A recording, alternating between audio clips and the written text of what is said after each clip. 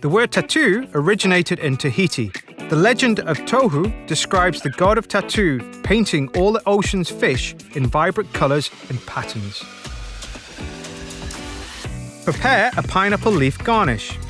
Chill a wine glass and put to one side.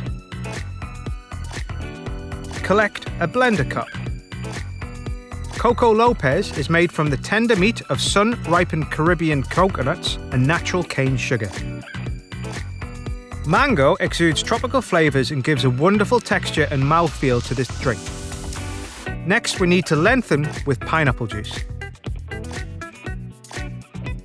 Vernum has made a comeback in recent years due to the modern tiki resurgence. This liqueur, or cordial, is made from the infusion of rum, almond, clove, ginger and lime.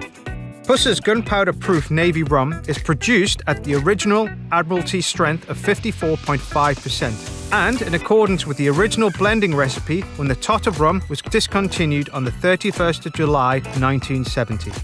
Add cubed ice. Blend for 20 seconds or until nice and smooth. Dip taste. Empty ice from the wine glass. Pour.